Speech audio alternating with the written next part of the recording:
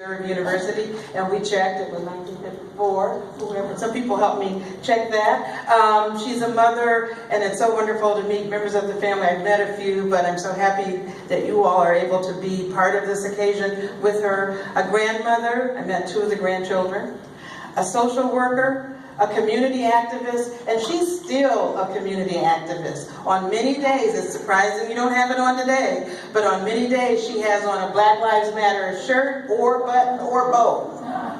Sometimes she's had on both. And she's an author and she's an institution builder, which is what Restore Cleveland Hope is about. We know her to be the author of In Their Path, a grandmother's 519-mile Underground Railroad walk, a book she wrote after making that phenomenal journey. As the founder of the African American Studies program at another university before I came here, and as one of the university leaders that supported Dr. Joy Bostick's work in founding African and African American Studies here at Case Western, Joan's journey along the trail of the Underground Railroad is a phenomenal story. And in fact, we believe as part of that minor, they're going to have to read that book.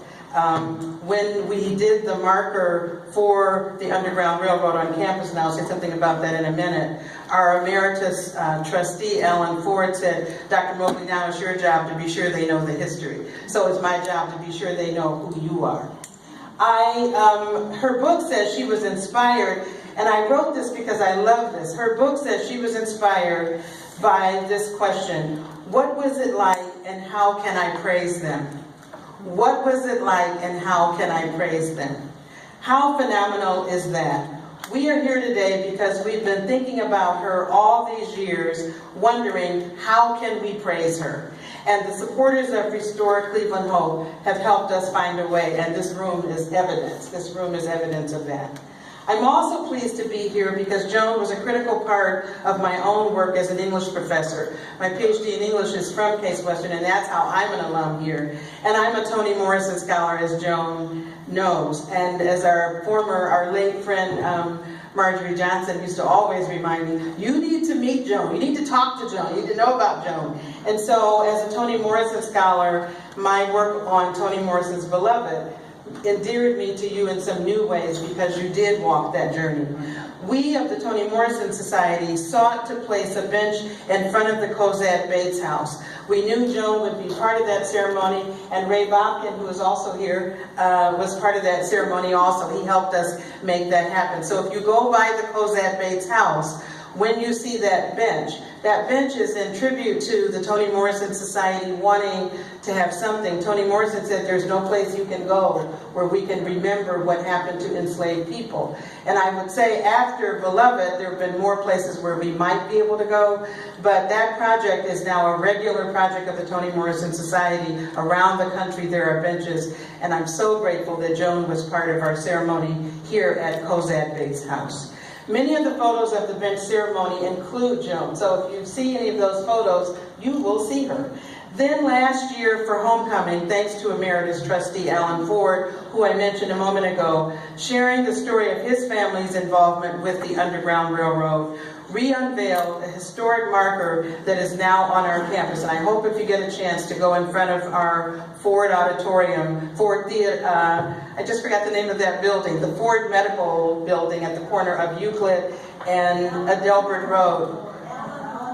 Al Memorial Medical Building, thank you.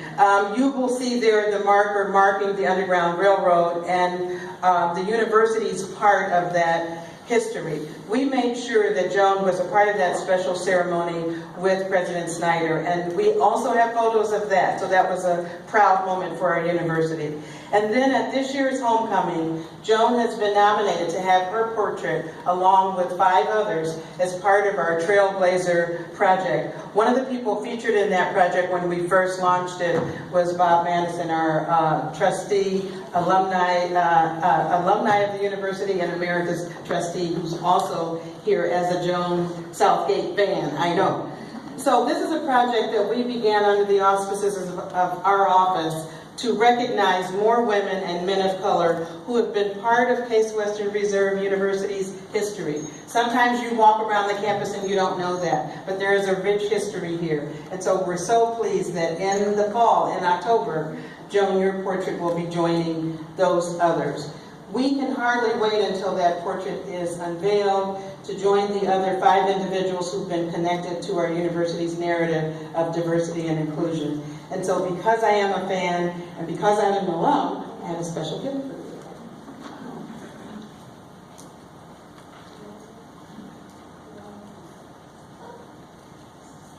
In this bag, there's something on behalf of the Case Western Reserve University Alumni Association. I'm not going to tell you what it is because I don't know myself, but I know it's something special for you.